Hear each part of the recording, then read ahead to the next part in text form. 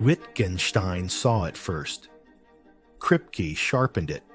The Kripkenstein paradox. What follows is my own variation. Someone teaches Dr. Harper that 7 plus 5 equals 12 and hands him an abacus to make sure that if he gets it right, the very mechanics of the result are fixed, finite, tangible. From the outside, we watch.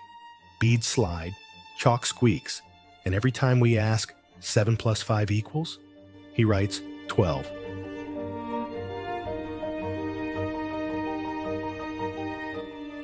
A colleague nods. Perfect, you're following the rule. But here's the trouble. What guarantees that Harper's 12 means what we mean by 12? Perhaps in his code, 12 names what we call 13, and everything else in his arithmetic has shifted to match. Objection, says the colleague. If his answers always match ours, why not say he's following the rule?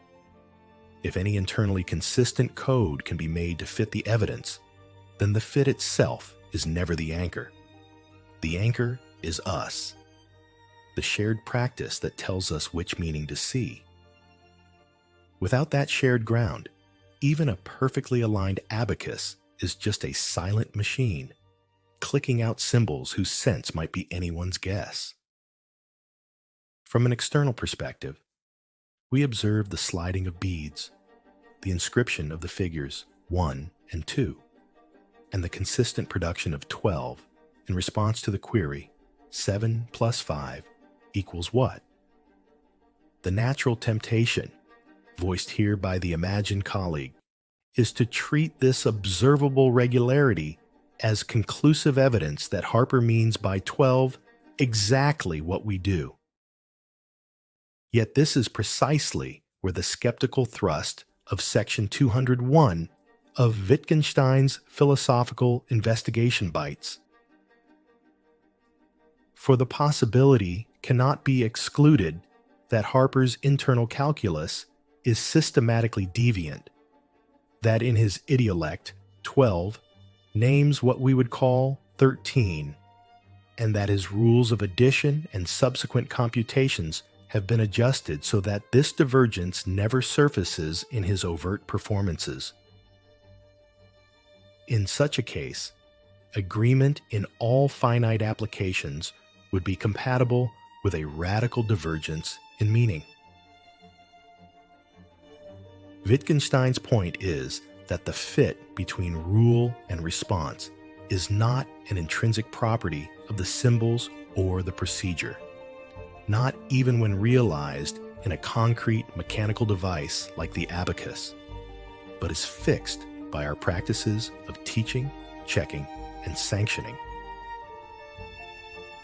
Some philosophers, orphans of logicism, and of the dream that arithmetic could be reduced to pure logic, as one might call them, protest that such a numerical coincidence between right and wrong results is absurd, that mathematics cannot be so radically open to interpretation. Yet the force of the example does not depend on its likelihood. It lies in the fact that nothing in the formal procedure itself rules out the deviant interpretation. The abacus, the neat inscription of 12, even an infinite list of outputs that appear correct, none of these secure a single, privileged mapping between sign and meaning. That stability comes only from the tacit agreements of a shared practice. And if those agreements were to dissolve, the beads would still slide, the numerals would still appear, but the rule they obey could be anything at all.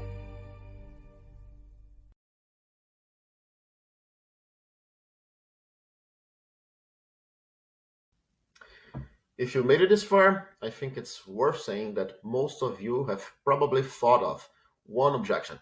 And it's a natural one, at least for most people. The idea is that for Mr. Harper to keep producing a consistent result using deviant methods, he would need to make adjustments that, in the long run, would probably be unsustainable. For someone who sees mathematics as a field of structural possibilities a priori, building structures like this, or superstructures like this, is possible, but it would not stay stable over time. But that's a discussion for another place. At least think about this for now. In the real world, adjustments like this are made all the time to create coincidences between things that do not really match in the base structure. And this creates many forms of misunderstanding. Although that's not a problem for mathematicians, but for sociologists and others who have to deal with rule conflicts in far more dramatic situations.